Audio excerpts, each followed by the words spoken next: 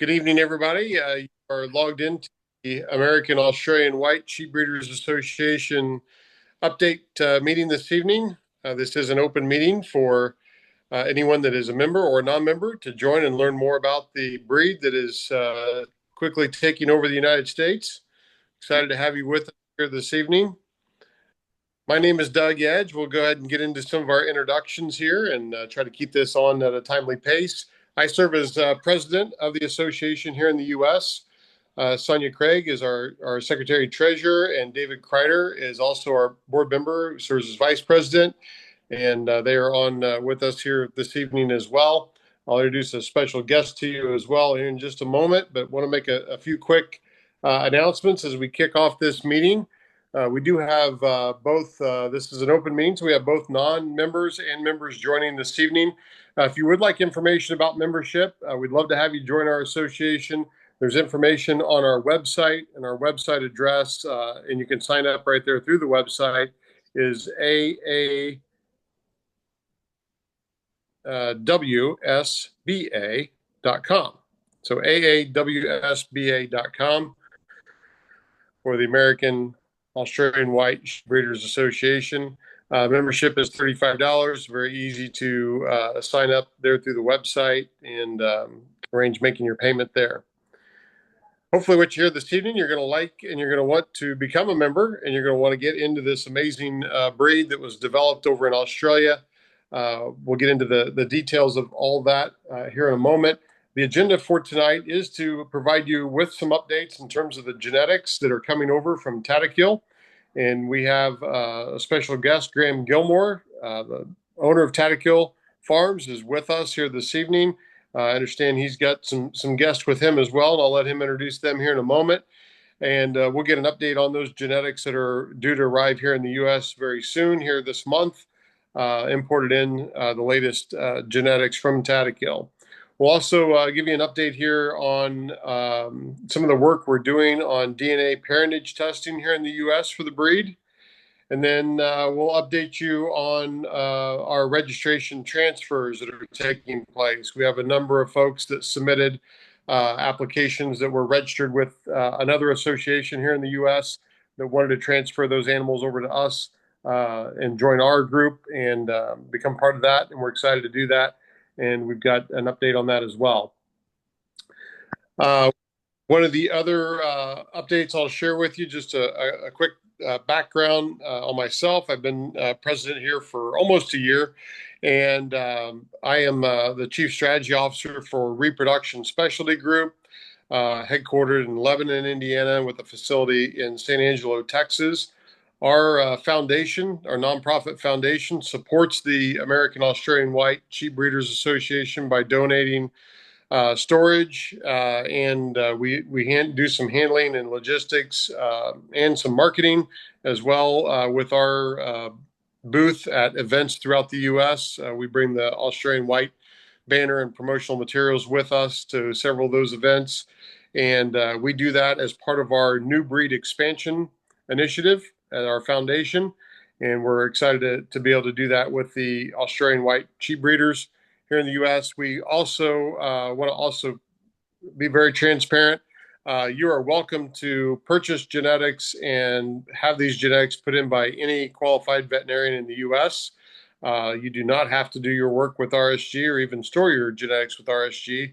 Love it if you would, but if you have other means or need to go another route, we totally understand and support that. It'll help you with those logistics. So with that, I want to get into the meat of our meeting here, if you will. And I want to also say we are going to try to keep this at an hour this evening. On the East Coast, 8 p.m. Over in Australia, it's still early in the morning on Friday, but we do want to be conscious of everyone's time. We do want to allow for some time at the end for Q&A where you can ask any questions to the board, to Graham, to any of our members that are on this evening. I will address a couple of them up front. One is I get asked almost on a daily basis, where can I get Australian White genetics, whether it's ewes or rams? I will tell you, and we've got an update right before this call started, we are at 70 plus members in our organization. We are growing fast at this point in time, but there's probably less than 200 maybe animals in our registry right now. And Correct. so is that about right, Sonia? Yes, and not all, some of them are crossbreds in the Yeah, breed up program. So, right in the breed up program. So we are limited on our genetics here. There are not most of our members are trying to breed up their own animals and retain females, and there are not a lot of animals available for sale here in the US.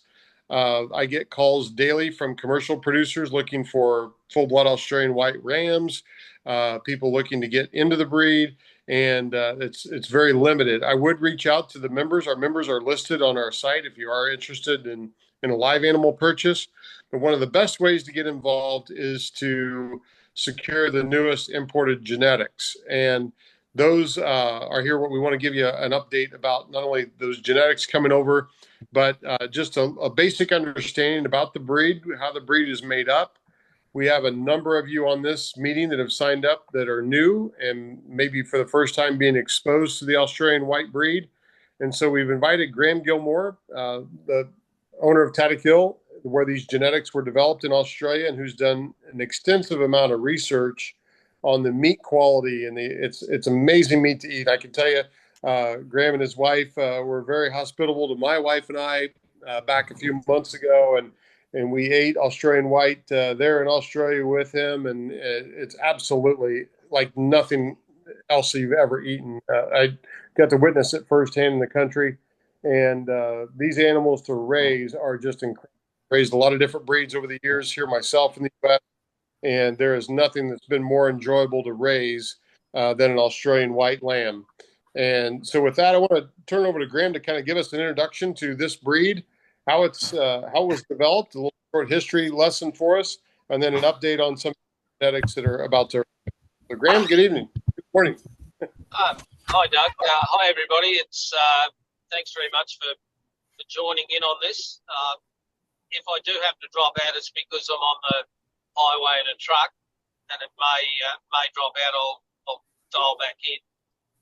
The history for anyone that hasn't heard about it before is basically the idea was to produce an animal that was easy to raise, so no shearing, no crutching, grew exceptionally well, had a good carcass shape, had good mothering instincts, and basically that's what we started out trying to do. And in the crossing program, we came up with some amazing traits in it on the eating quality side. So we've done a lot of work on that.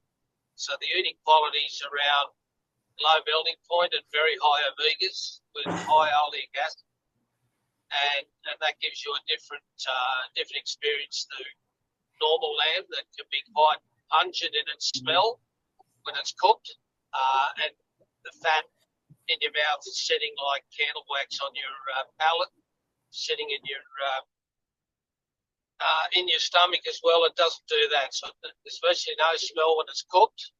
So you can't smell that it's sheep meat cooking, even to the stage that we can be using mutton, and there's no smell when that's cooked either. So that's some of the traits on the eating quality side. As far as the genetics that are coming in, they're the latest genetics we've got. So we've got our own on-farm collection centre that's registered, and we can put the best sheep that we have into quarantine now on our own farm, so we don't lose them for our own use. We can use the same embryos which we do ourselves as what we're now exporting. Where in the past we had to put sheep into a quarantine centre that wasn't on farm, and we never saw those sheep again. So that's the advantage of what we're doing at the moment. So is that covered enough of it, Doug?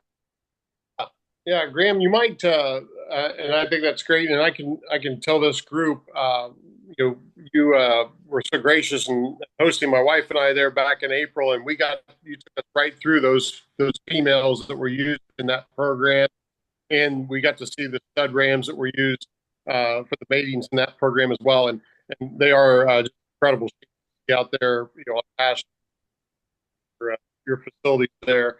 One of the things that you might share with this group is a little bit about the kind of work you put into research side of the meat and the eating qualities, like you mentioned. The omegas and the melting point of these sheep is really what's very unique about them from that eating quality. Kind of explain a little bit about that work you've done. Okay. Well, Diagnosed with a chronic health condition, you may qualify for a Medicare Advantage chronic condition special need. You don't get. Not sure what that is. We still got everybody? Yep, we're still good. Yep.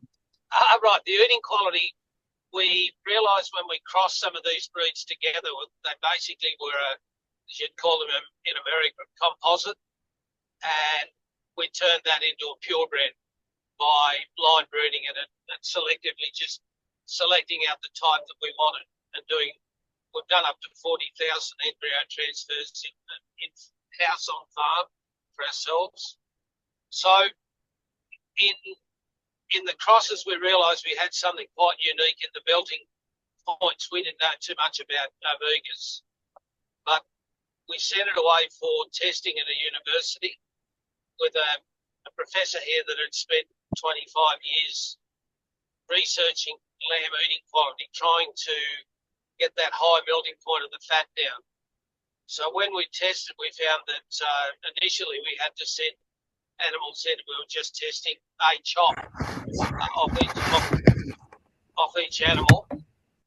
But then we moved forward to taking biopsies from between the 12th and 13th rib, or around the 12th rib. We were taking a biopsy, sending it in, and it was all wet chemistry to do that analysis on what we had. So in America and Australia, to have an omega source, you need 30 milligrams of omega-3s, EPA and DHA per 100 grams of meat. And we're over that. We're about 32 to 34. So once we started testing, we found that out, and we also worked out that the lower the melting point, the higher the omegas were. And those high omegas give you a very different cooking meat. It actually, most lamb, when you cook it, shrinks. This lamb, when it's cooked, actually expands and sucks moisture in because of the high omegas in it. So we started testing. We did tests over multiple generations to make sure that the animals, it wasn't just a hybrid kick, that it was actually something that was heritable. And after about 6 years of testing with a PhD student full-time, they were able to identify 3 sets of alleles that related to that eating quality.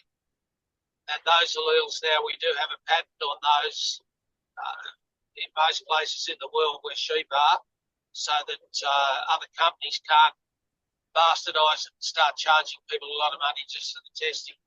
So basically the Tanny-Keel Australian white has been selected on those tests and therefore carries those traits. In 95% of the livestock have got those traits. So is that clear, Doug? Yeah, and we'll. Go ahead, Graham. So now we don't have to do a biopsy. There's like 37 people in the meeting. I know. Yeah. It's pretty big. Good. If you could please mute your phone. So we're picking up some background noise, and I think some folks that maybe thought they were on mute that aren't. So if you could do that, we will open up for some questions here in just a moment for Graham. But so Graham, now we don't have to do the wet chemistry. We can just do a blood test to identify those traits within the flock. So we're selecting on those traits all the time. Yeah, I think what's amazing, not only are you selecting, on those meat quality traits, and you've really tightly bred, this breed to be consistent. I mean, when you look at your flock there in Australia, I mean, it's almost like looking at clones. I mean, they are so consistent in terms of their uniformity, and it's obviously breeding through the meat quality now as well. Share with us a little bit about some of these newer genetics coming over. You're kind of fine tuning the breed right now. What are some of the little things that you're kind of selecting for in terms of just making sure this breed just continues to get better and better?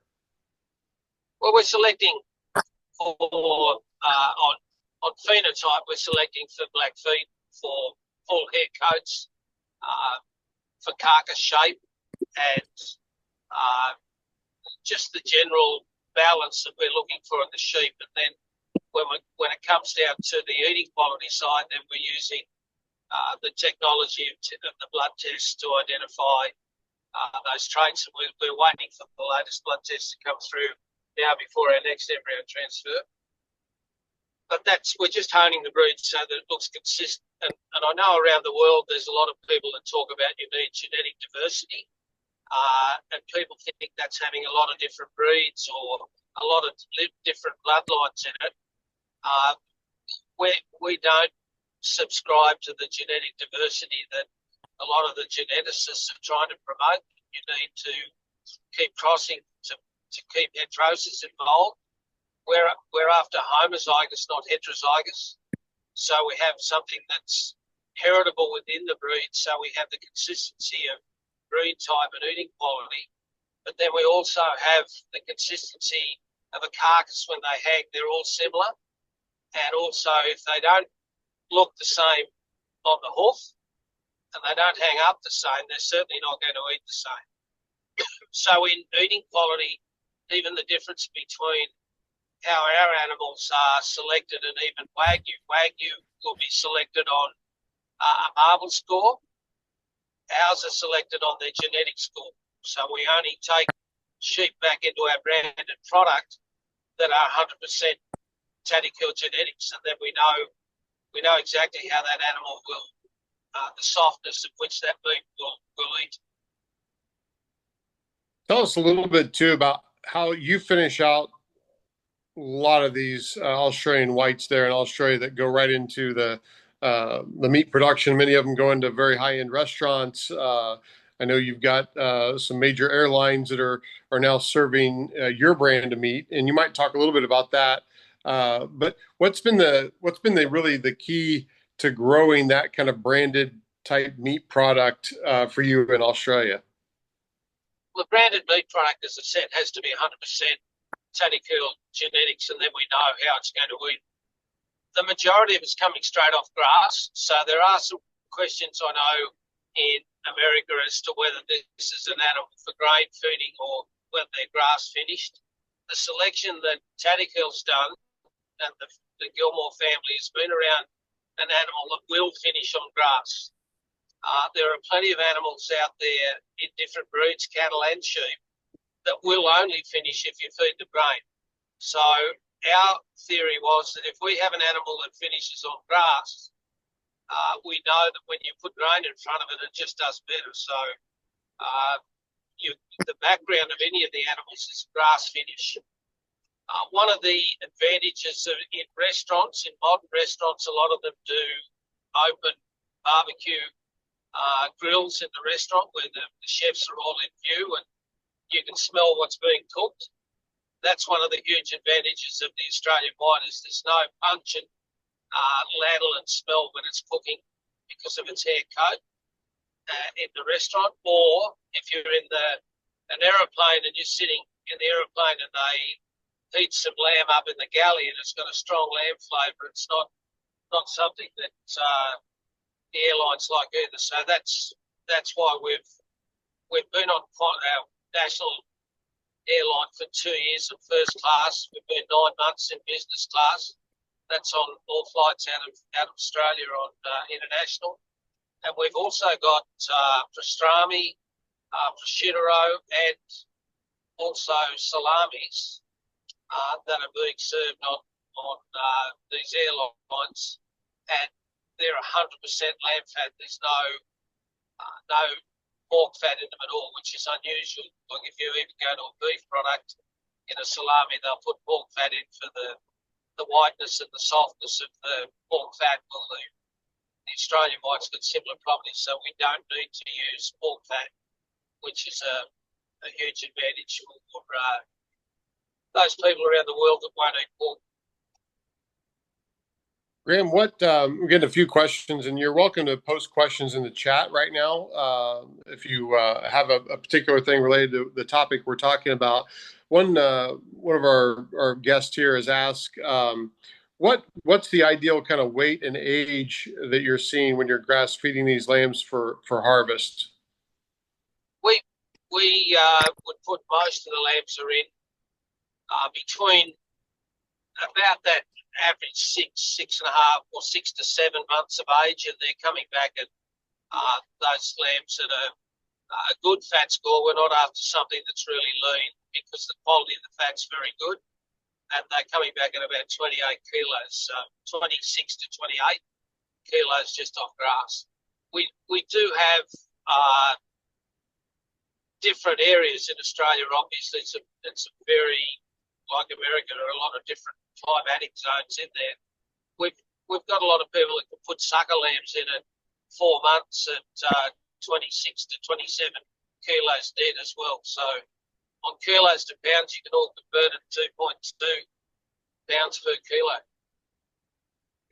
The other interesting side, if we go to the talk females just for a moment, you mentioned six months of age for harvest. What's I think is tremendous about this breed is how quickly they are fertile, and you might talk a little bit about the polyestrus factor here as well.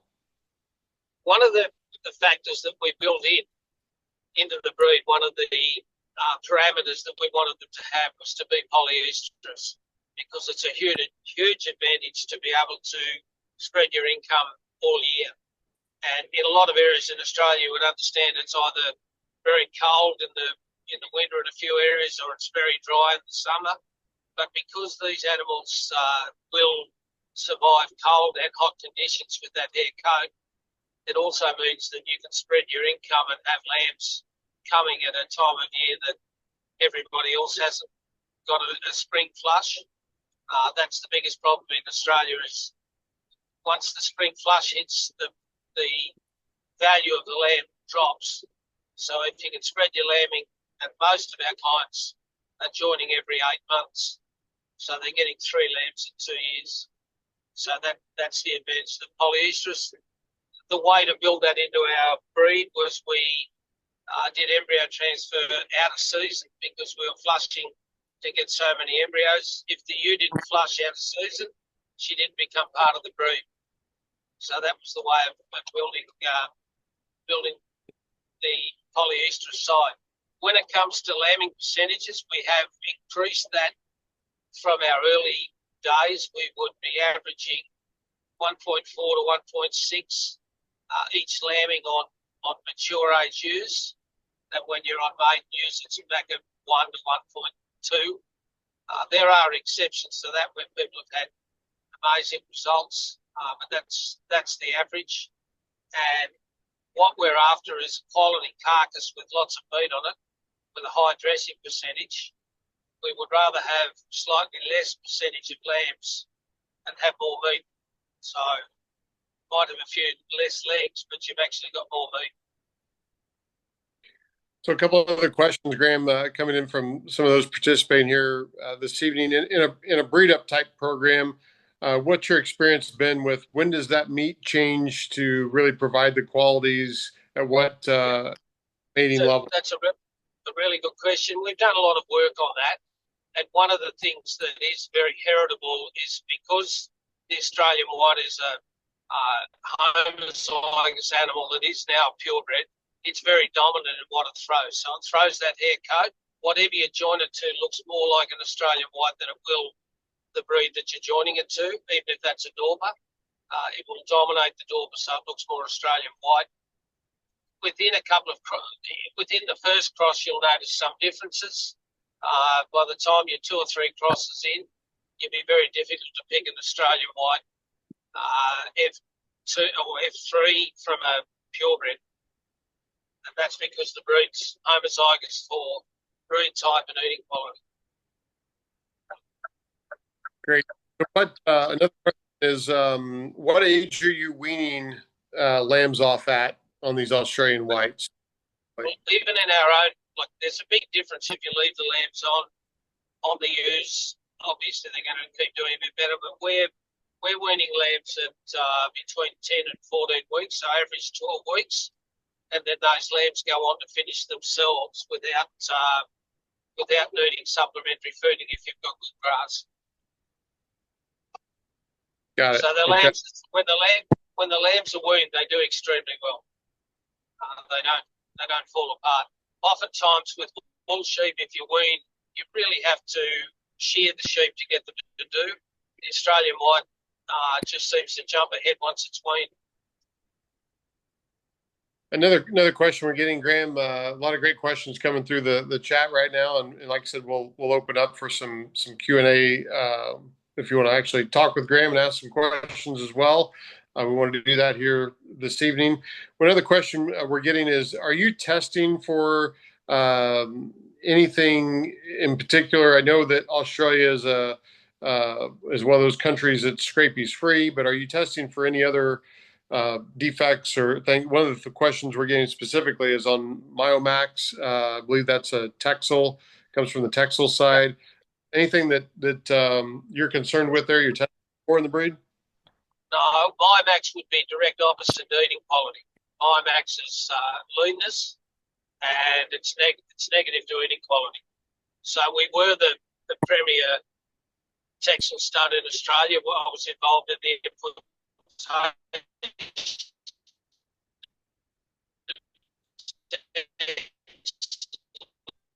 Australia, and in actual fact, it's negative to two things: eating quality and fertility. So yeah, we're not testing that. We've tested for scabies resistance. We've got a couple of lines that are more towards scabies resistance, but it's not an issue in our country. It is to get into the EU, and I believe you might have to have it to get into Mexico, but it's not something we do. So we don't do any of the lamb plant testing in Australia. That's not something we do either. We're not against technology or data, but adjusted data that can be manipulated by breeders or the overriding body is not something for progress. We can't manipulate our data. It is what it is. We send it away. The university sends the test back, and that's it. There's no estimation. It's actually real. We don't scan for eye muscle, but we do select for eye muscle, but we do that with our hands and our eyes. And for those of you that may not have seen, there's a very short video of a few Australian white rams from behind that are going to the national show. They're on the truck with me at the moment, and you can see they've got plenty of meat. Yep, very good. So we didn't have enough carcass shape early, but we certainly have now. So one other question that just came through related to ram lambs: do you do any castration, banding those lambs or anything like that? Make yes. weather. The only ones left as entire rams are our stud sheep. The weather they're all weathers. Okay. Everything for slaughter is all weathers, not rams. Less chance of there being any tainting in the meat. Got it. Okay. So we're about 30 minutes in here, and I want to get to. We've had a lot of folks that are members or not members yet, but hoping to become members, pending kind of your review and approval of some registrations and pedigrees coming over from another association. Wanted to address that with you this evening. Obviously, here in the U.S., we do have two associations that are promoting Australian white, although one of them does not have Australian white in their name. And I want to make clear for those that are on the difference between, because I think there's some confusion here in the U.S. The other association just made a recent post with your logo in it and pictures of your sheep. And I want to make sure that folks that are on this meeting tonight understand that we are the Australian White Sheep Breeders Association for America. And we are the ones that are attached to the association in Australia. And we are the ones that are endorsed by you, Graham, and that are bringing your genetics into the U.S. through a approved import program. That's correct. Not, yeah. Not only it's the Australian White Sheep Breeders Board in Australia has endorsed your group because I know you've got an upgrade system there, but you're basically around purebreds, and the other association in America is all about. It is Australian whites and American whites, and allowing other genetics in, and it just shandies your product out. It doesn't keep it pure. And the one we endorse is your one. There is plenty of animals that have been sold by the group over there that are pure Australian whites from Taddy Peel. We were in an agreement with them to sell embryos, and we had a bit of a falling out over how they were sold, so I haven't sold any more there. What they've got's much older genetics, really difficult to spell out to you how much better they are now than what they were 4 or 5 years ago. So that's the difference. But there's certainly, I've seen in the flesh animals over there that came out of that program. I've checked up their pedigrees and they are correct on that side of it. I do apologise, Sonia, for not getting to all those photos yet. It's just been a pretty hectic time of the year, but I will do very shortly. But those animals that are coming over are definitely pure Australian whites. And we have a similar setup in Australia with 2 breed societies. The one breed society believes in crossing other breeds in to make your breed stronger, and the main one doesn't. So there's the difference in the 2 breed societies. One's very successful, the other one's not so successful. So, does that spell it out clearly, Doug? Yeah, I think that does. And if anyone has any questions about our association and our stability, I can share. And if you become a member, you can join and see our financials. We're very transparent. We have in Australia allowed animals from the one association in the early stages come across because they were pure, and some people joined that association not understanding what their main criteria was, and when they wanted to come across, we allowed it. We're a broad church. We allow people to use different testing. We allow them to be in lamb plant if they want to. If they don't want to, we accept people have different ideas on breeding, and we don't mind that at all. That does kind of lead us into the next topic here. I do want to address, and then we're gonna allow for plenty of time for questions here. We are in the process of evaluating as a board here in the U.S. a parentage testing program to really establish, as we're bringing these genetics in from Tadakil. We know that they're good genetics. They're purebreds. They've got these genetics that Graham's talking about. Bred into them that produce this high quality meat, that are good mothers and self shedders, and we've got a lot of belief in the breed and the stability of them.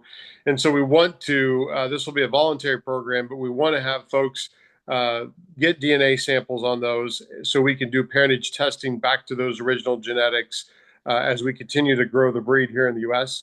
We are in talks with 2 companies here in the U.S., GeneCheck and Neogen, about helping support that program for us here. And we'll have more information on that coming out very soon. But Graham, this is similar to what you do with the stud bucks over there in terms of kind of protecting the integrity of the breed, right? Yes. One of the things that some of you people that are listening may have seen the program that the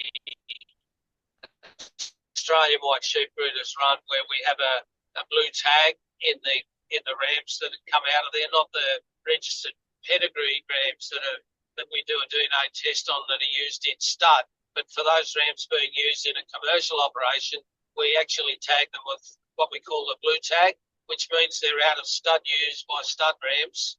They're not from an upgraded program that weren't purebreds to start with. So that's exactly what we're doing. We're testing all rams for stud use, must be DNA tested for parentage, and that only builds over time. It doesn't mean that you get a full parent list on the first test, but as each generation's tested, it builds a pedigree, a lineage is built in time. So you've got to start somewhere on that. But we're not asking everybody to test their females, because in Australia there's a lot of people with quite large studs, and it would probably push some of them out of the breed register. So we push on them that they have to do their stud ram, and when they sell a flock ram out of that stud, they must put a blue tag in it, and that's used for advertising for the breed. That's a great program, and that's what we're studying here in the U.S. to kind of model something similar to that. While we've got the breed so young here, and that baseline genetics that have come in through the recent imports over the years, we can still get those samples and create that database. So, yeah. The breed became, the more popular the breed, the more likely is that some people are going to try and jump on board and sell upgraded stock as purebreds.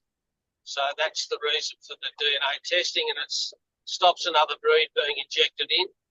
And it also, the blue tag means that people can buy with more assurity that they're actually buying a stud animal, even though it might be used for commercial purposes. It is actually out of a stud base, not a commercial operation with the testicles left in what should be a weather lamb. Right. Yep. Yeah, very good. And that's something we want to strive for in the U.S. as well, is to be that association that protects the integrity of the breed, and we don't want people to be misled thinking they're buying a Australian white animal when it's a lesser percentage animal or just a crossbred. So that's definitely very important. I want to also touch on a couple of other things that we're doing as an association, or that we're working on here, I think very diligently. We are working on a branded meat program, so similar to what Graham was talking about. They've got there in Australia. Over time, as we get to scale, there is value in certified Angus beef. There's value in Wagyu, the brand. There's value in Berkshire pork here in the U.S. We feel like the Australian white breed will have value as a branded meat program down the road. And so we are forming a committee to help with that and develop that. And if you're a member, we invite you to raise your hand and be a part of that committee if that's something you've got interest in. And then the other committee that we voted on forming recently was a junior program for the youth that want to be involved in this breed. And there are a number of great junior programs out there in the livestock industry in the U.S. for different breed associations. And we want to establish something similar to that as well here with the Australian white breed in America. And we've got a committee that's forming to do that as well. So if you'd like to be involved in that, we would welcome you to send an email to us, info@aawsba.com, and just let us know which committee you'd like to volunteer to be a part of. And we'll be having more announcements and setting up some scheduled meeting times for those groups to start meeting. The other thing around the juniors, I do want to let folks know, and Graham mentioned it to me on our call that we had, I think yesterday. We exhibited the first American Australian white in the U.S. at the All-American Sheep Show, which was held in Springfield, Illinois, at the Illinois State Fairgrounds on July 4th, holiday here. And that female won her class in the AOB division. And my granddaughter and a gal that works for us out here, they exhibited that female. And so we had a booth there as well promoting the breed. There was over 4,000 sheep at that event. I don't know, hundreds of youth there and families. And so it was great exposure for us. Those are the kind of things we're going to continue to do to promote the brand and the breed and the association as we get out there and try to spread about all the benefits of the association and that the breed has to offer. So with that, I want to pause. We've got a few minutes left here. We want to open this up for some questions. If you're concerned about your volume or your sound in your background, you want to post it in the chat, you're welcome to post it in the chat. And if you want to open up and unmute your mic and ask a question to Graham and speak with him directly, now's the time to do it.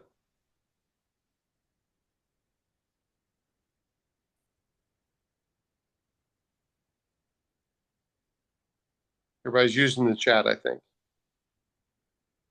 So a question, Graham, I'll throw at you from the chat. It says, how can we get live animals shipped instead of going the embryo route? Is there any options for that? The options for that are extremely expensive. One, the best sheep in Australia are still selling at pretty high levels. And two, the quarantine in the US, the costs are exorbitant.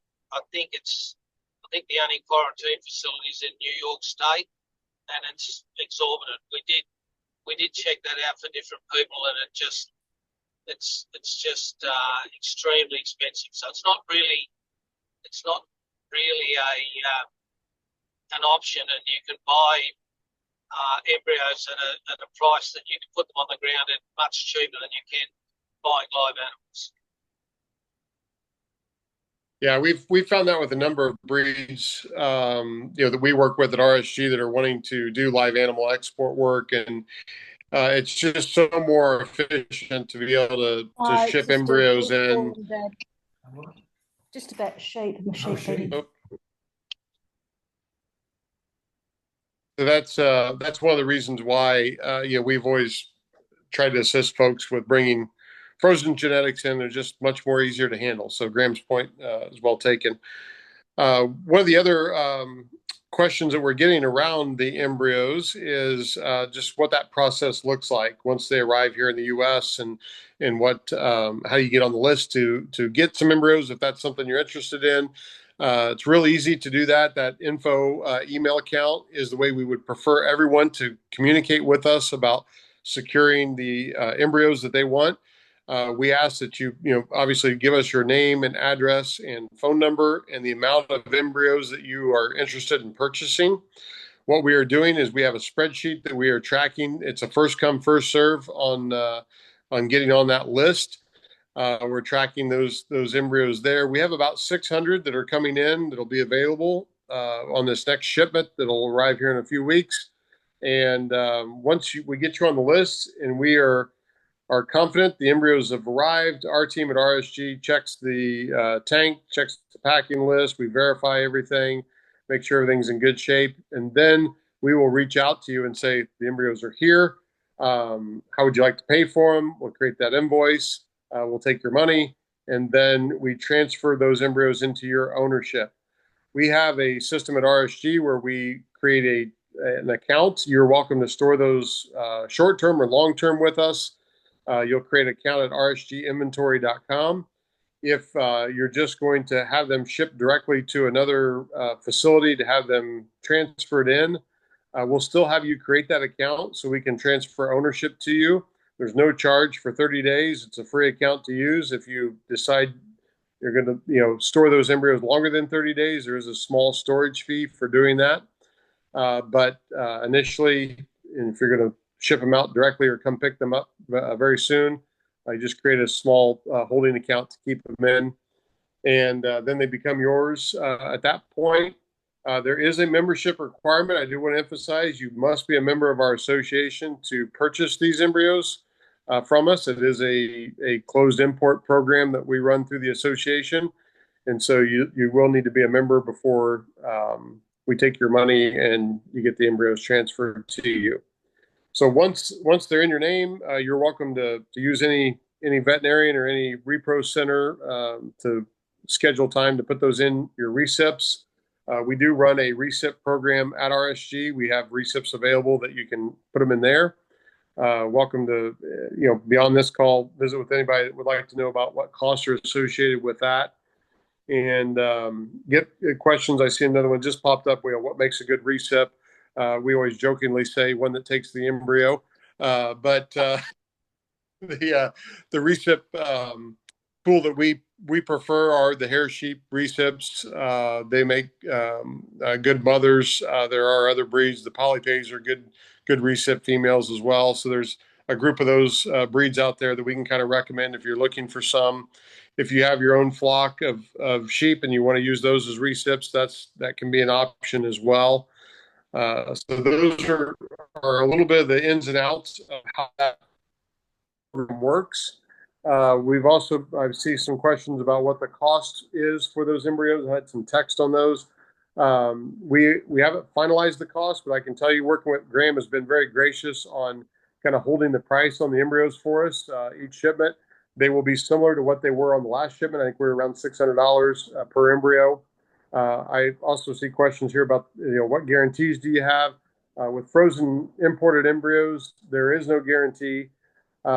These genetics, the only thing we guarantee is that there's there's embryos in those units. If we have a situation where there is a cracked oocyte or a defect and that embryo is not viable for transfer, Graham and his team have been great about replacing those embryos, but there is no pregnancy guarantee.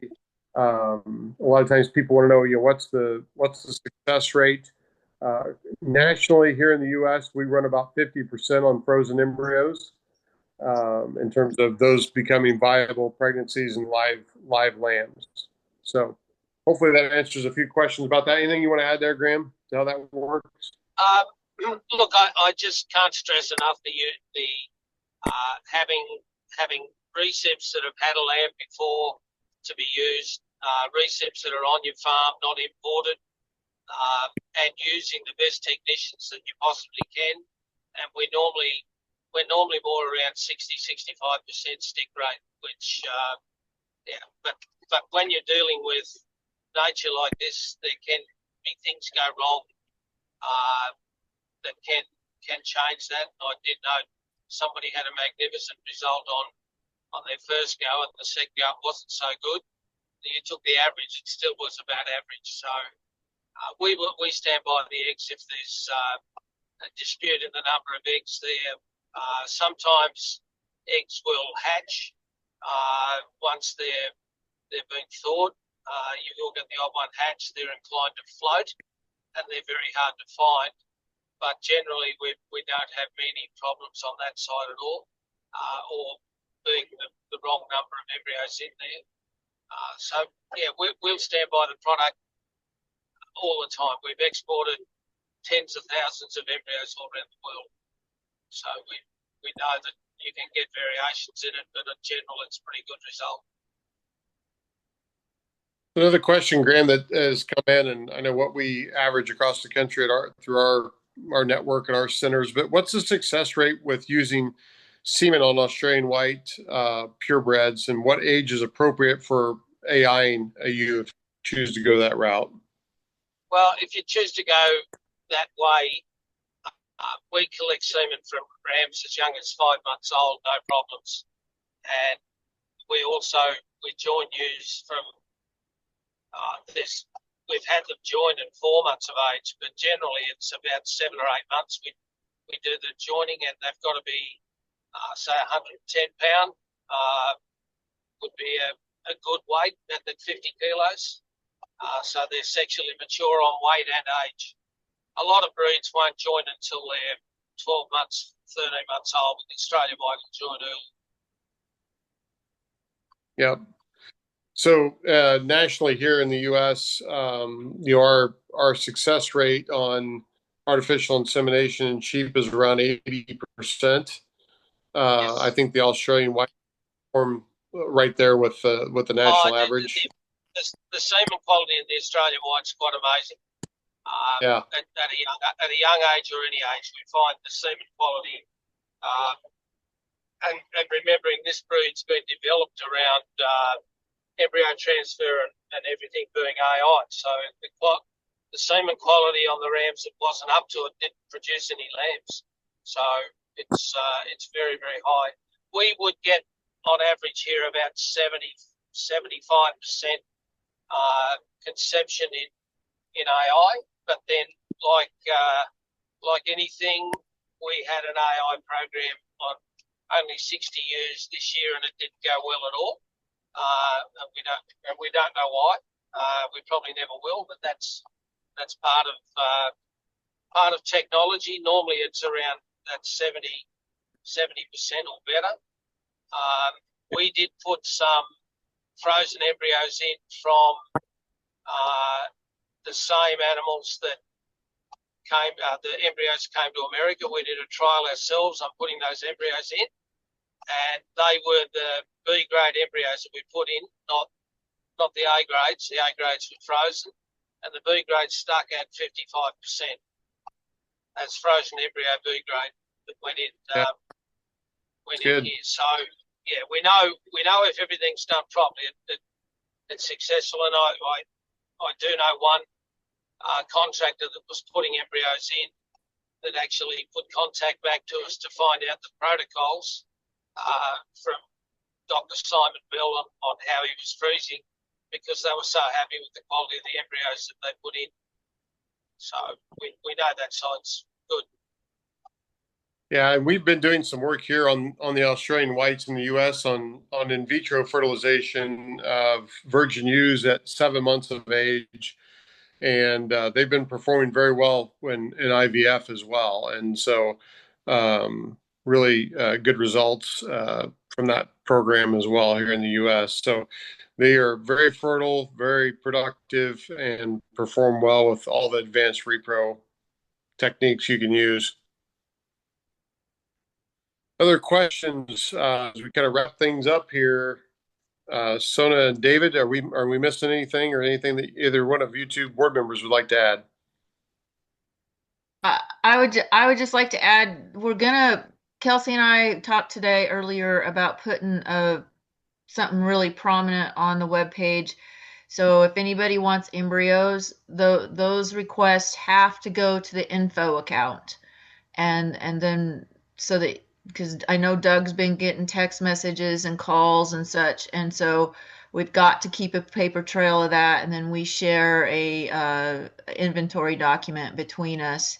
And so we're gonna put our email for embryos very prominent. And like Doug said, all the membership stuff is online, and it seems to be working pretty well. Larry Roush got through. Yay, Larry. And so it's all set up to take your membership there. And so that's all I have. I think we get a lot of messages from people looking for rams and ewes, and I think if we point them at our breeders website and our list of members, they can check and see who's in their area and kind of go down the list and search for what they're looking for. Yeah, great point. And we even have a map on our registration part of the site there that you can get to that shows you where breeders are located at, and it even tracks the number of animals they have registered in the registry, and so that may be helpful tool as well. And I see if you're not looking at the chat, Kelsey, I want to give a shout out to Kelsey Keeling. She manages our website. She's been posting all the links in there, so you might want to browse through that. Make sure you grab any of those links for any of the things we've been talking about here. She does a great job with the website and maintaining that and keeping it updated and sharing those links out. Any other comments or questions folks would like to add before we kind of close out here? Just a couple minutes left.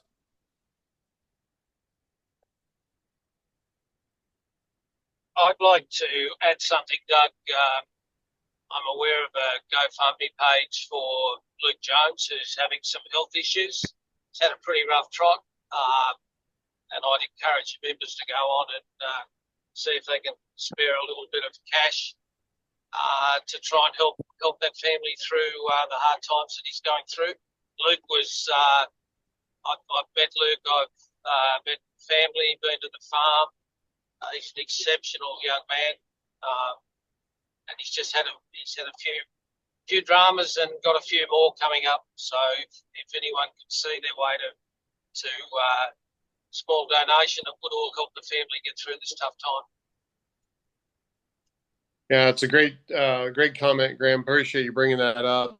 For those of you that don't know, Luke was our first president of the American Australian White Sheep Breeders Association, and he actually, I credit Luke for getting me involved in the breed. And I have been texting with him recently, and he is in good spirits, and he has had some health issues, and I'll leave it at that. But to echo what Graham just said, I think that's a great shout out, and we want to wish him the best. I don't know if he's on the call tonight. There's about 40 or so on the call here, but I haven't gone through the list. But we want to wish him the best and speedy recovery in what he's dealing with there.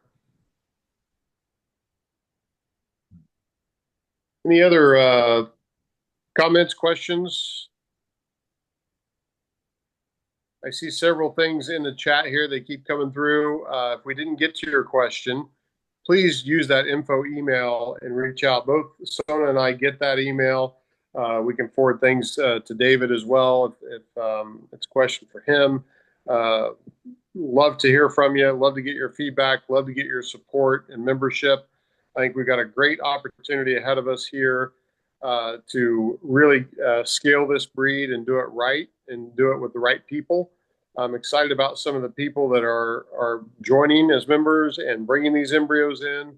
There's a lot of things I can share with you in the background that is going on industry-wise that is excited about the Australian white breed.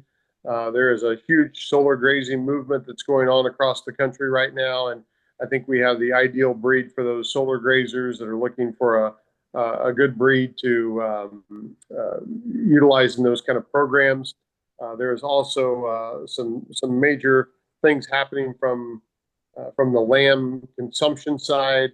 It is growing here in the U.S. If you think that people don't want to eat lamb in the U.S., they don't want to eat the lamb that we've had here probably 20, 30 years ago, but the demand, the ethnic market, all those things are on the rise, and demand for good quality lamb is growing. And what we are bringing to the table here is going to be something of huge value in the future. So we hope you consider, if you're new, kind of listening in, we hope you consider this. Graham is accessible as well. Everyone's on Facebook. Everyone is available to connect and share information. Appreciate all the support and all the excitement and energy around it. Graham, any final words from you? Oh, look, anyone that wants to contact me directly, that's fine. I don't have a drama. I speak to people all over the world all the time on it, so I'm happy to talk to anyone if they've got queries or want to ask questions directly to me. That's not a problem. Awesome. Well, we appreciate everything you're doing for us here in the U.S. And your efforts over there in Australia to keep breeding these great genetics and allowing us to bring them into this country and try to grow the numbers here as well. For everyone this evening, thanks for being on. If you have other questions, info@aawsba.com is the email address. Please reach out. My phone number is on there. You're welcome to call my cell phone anytime to talk about Australian whites. Love to talk about the breed with you and answer any questions you might have. I know Sona and David's information is on there as well from the board, and we look forward to hosting more meetings in the near future to continue to advance the breed. With that being said, it's 9:00 on the nose here in the East Coast. We'll wish everybody a great rest of your week here and summer, and we'll be back with you again real soon.